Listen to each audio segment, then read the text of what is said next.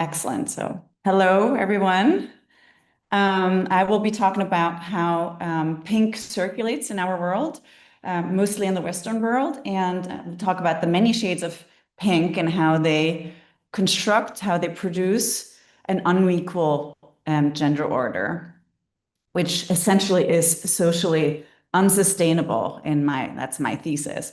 So how do we see and feel gender through this color pink? What does pink contribute to the construction of our understanding of gender? And this before we are even born. And this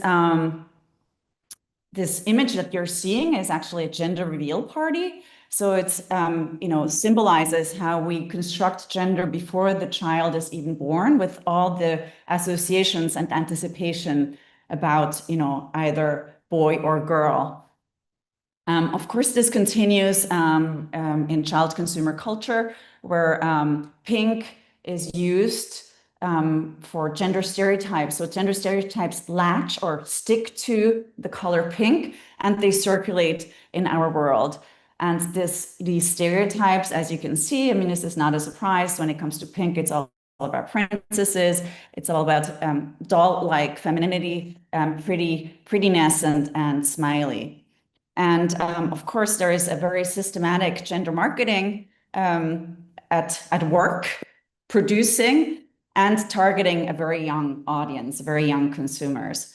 Yeah, but not just young consumers. It is also, stereotypes that are deployed in adult consumer culture, as we have, I don't know, a recent example is Barbenheimer, this opposition between Barbie and Oppenheimer in 2023, visualizing gender as, in colors and as something that is, completely two opposites, that are so different that one is black and white and, very serious and somber, and the other one is pink and smiley and blonde and whatnot. So this brought me to, also researched pink and how it circulates gender stereotypes and dichotomies through pink production, where I also look at pink color work, which is a term that has been used since the 1970s to show how, show the ghettoization of, labor that is mostly women's labor, and which goes in hand with also, low pay and the gender opportunity gap.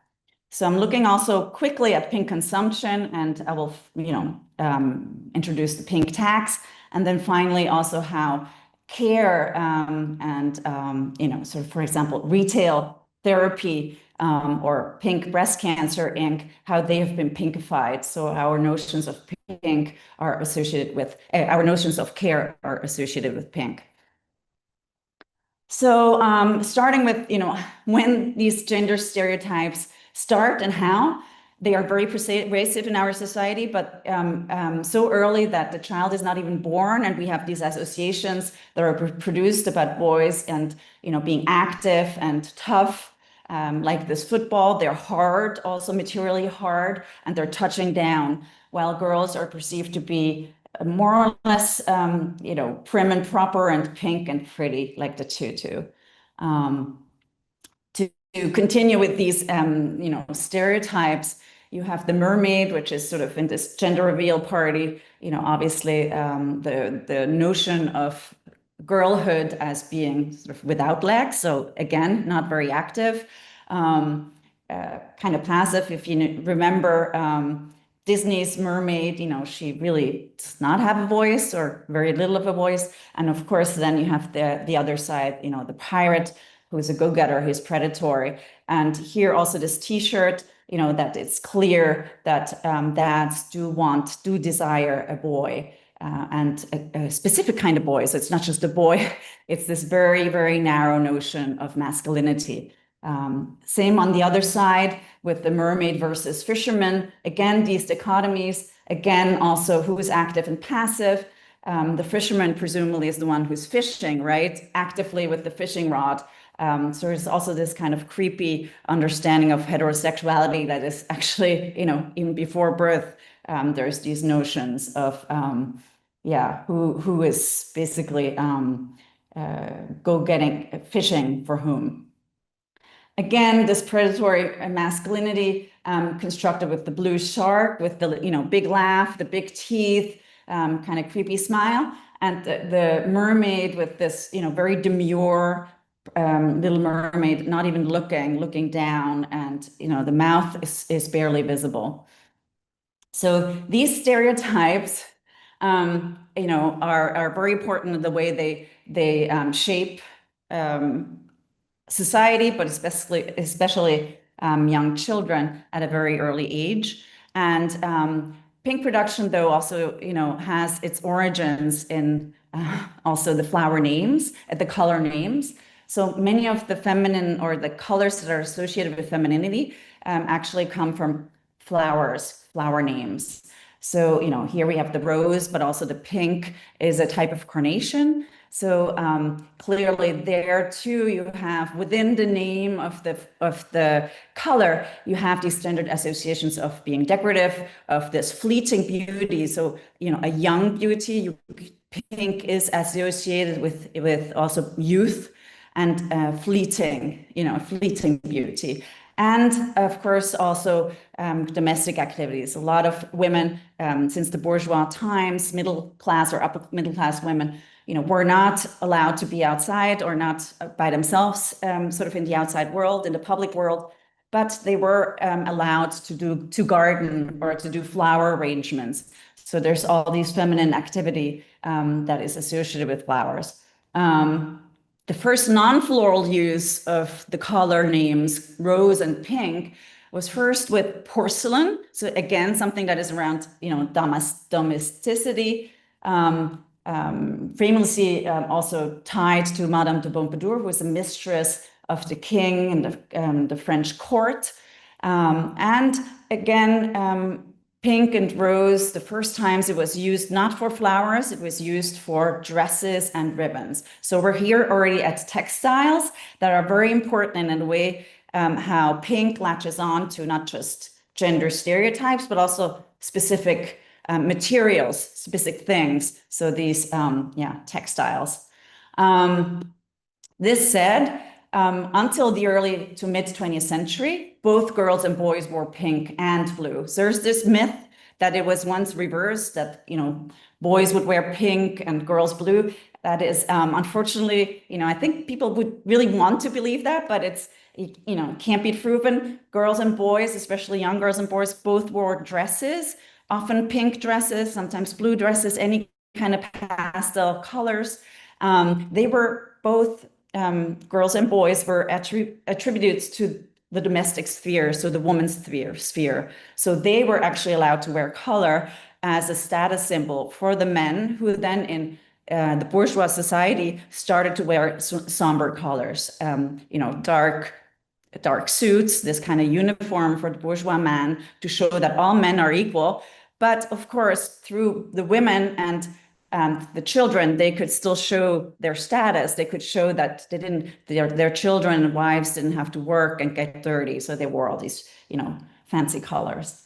When we think about production, pink production, the most conventional sense of production is clearly industrial production. And there, Switzerland actually plays a very interesting role when it comes to colors that were no longer produced with natural dyes, with plants and insects, often sourced or robbed from the colonies.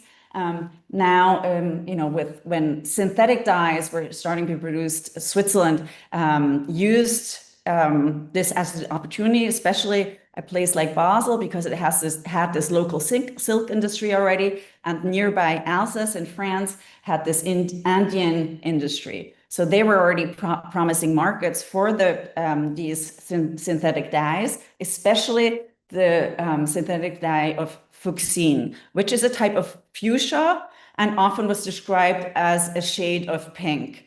Basel also had, the entire of Switzerland didn't have any patent laws, so that was more opportunist again, where France and other countries did have these patent laws and restricted their production of synthetic dyes, especially fuchsine.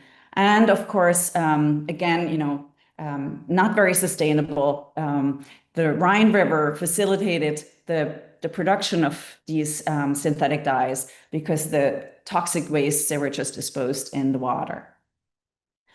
So Fuchsine fuchsia was often described, as I said, as a vivid pinkish nuance. But pink in most of my research, but I think more generally, is actually a very imprecise term. And also this use of fuchsia kind of underlines it, because it describes all kinds of shades of pink.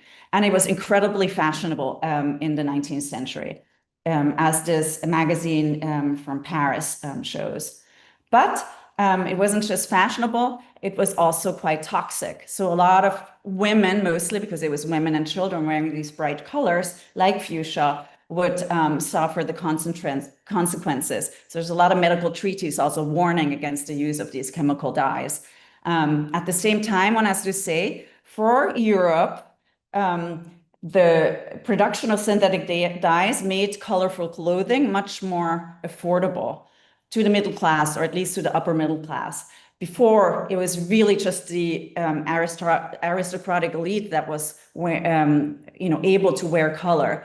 Some people describe it that synthetic dyes also kind of democratized bright colors, but with it also, this toxicity. Yeah. Another way where the pink started to be latched on to a very specific notion of princess is through Mamie Eisenhower, who was the first lady in the US. And she wore this elaborate gown by Nettie Rosenstein with 2,000 rhinestones and in this very light pink, which ended up be calling First Lady Pink. And it was, she depicted this very unthreatening, demure, domestic, feminine youth, and also a kind of everybody's princess, because clearly she wasn't a princess, but she was a first lady. At the time in the 1950s, there's a lot of pink kitchens and baths and interior design. So there, again, the domestic space that was pinkified.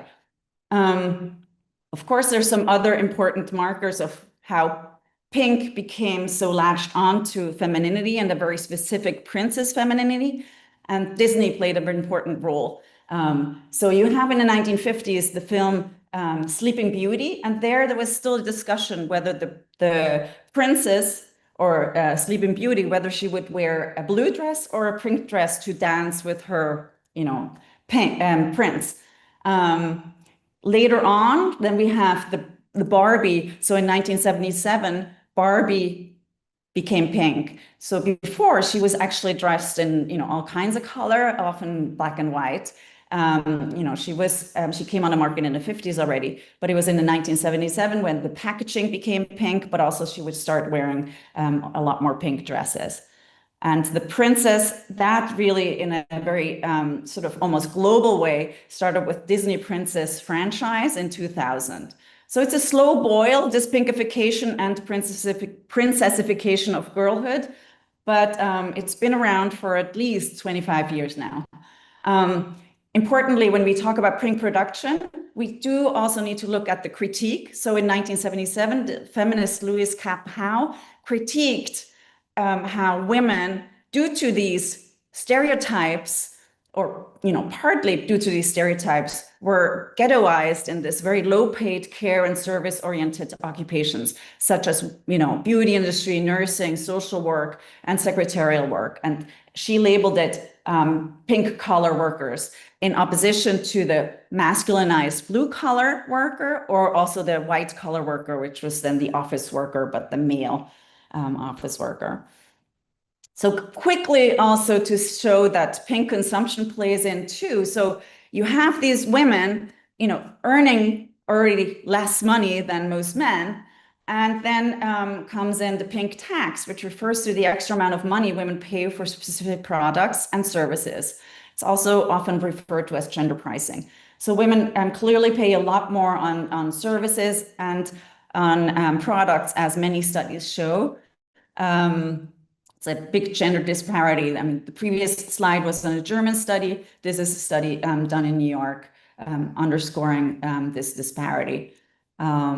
Yeah, and then finally, coming to my last point about care and also care responsibilities being pinkified.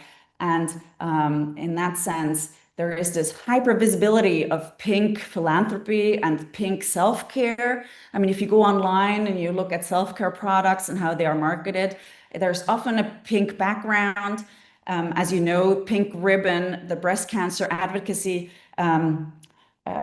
industry, it's a real global industry, is always pink, and it transports this very individualized notion of the ever happy consumer, feminist consumer. So it's this very specific feminism that is, this consumer feminism that is all around shopping, self-care industry, and as I said, retail therapy. And if she's doing good, for example, for the breast cancer cause, then it's always with a smile and, and this very attractive, thin, young, fit body doing yoga, presumably. So my final slide ends with actually an artwork by Judy Chicago, a feminist artist who became famous in the 1960s and has done these pink atmospheres. And she actually redid them in 2013 and 2018. And they almost look like a gender reveal party or some of these gender reveal parties, but her artwork is actually a critique of the gendered art market, but also this hypervisibility of pinkonomics and how it invisibilizes power relations, effectively coloring over racial, ethnic, and class differences while celebrating femininity as empowered, very individualized, and free. And it's this femininity that always needs to be consuming in order to be, fitting in and to be also employed and, successful. So with that, I would like to stop, and I'm happy for questions. Thank you very much for listening.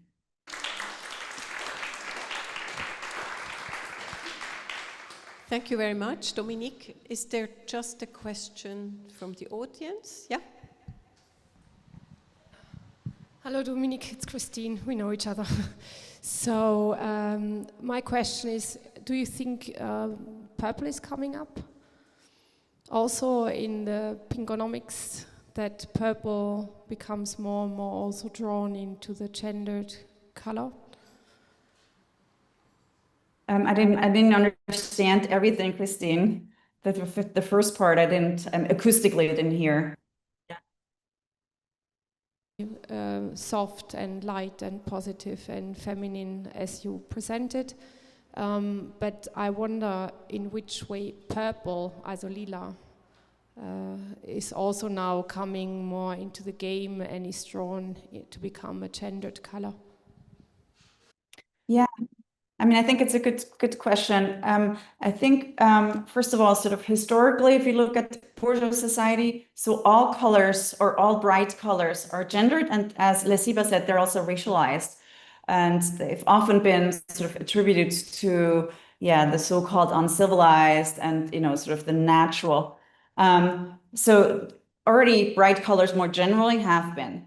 And then, with pink, I was very specific about the pink. And I think it actually supplanted some of the purple that had been a very political color. It was lavender was a color that was used, by some of the gay community. A lot of lesbians would use lavender. Even feminists. I mean, if you look at the book "The Color Purple" by Walker, so it was actually a very, powerful political color.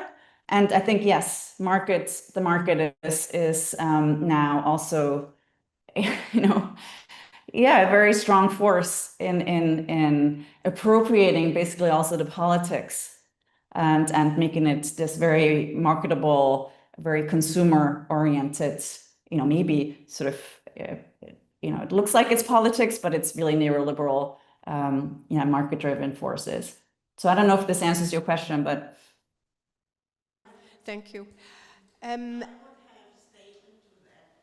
The very actual example, can you hear me? The very actual example is Katharina Grosse.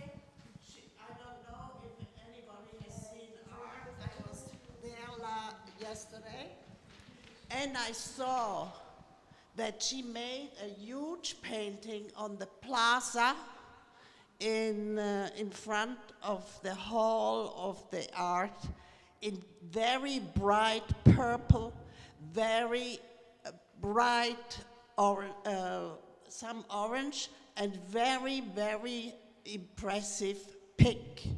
So this is a very, very actual statement that we move perhaps to a stronger color frame. So yeah, Katharina Grosse has this huge thing at the Art Basel. And that's what you're referring to, right? So she's one thing that is also similar to Judy Chicago. So she's showing that women can also produce big art and macho in the sense that they take up space, right? So I think that's interesting. That's not really necessarily about color. And then it's monochrome in some sense, actually, Katharina Grosse. Which is interesting, and it's a very strong color. I mean, I think it'd be interesting to see what the associations with people are. Of course, she's a highly successful artist. She's, often collaborating with big companies, BMW and others. So there's also some ambivalence with it. But I think it's we see the art world or art market is changing. There's definitely a lot more women and also more, people of color being seen or being bought. The difficult thing about the art market is that it's precisely a market, and so. That the colors, of course, play a very important role also in selling things.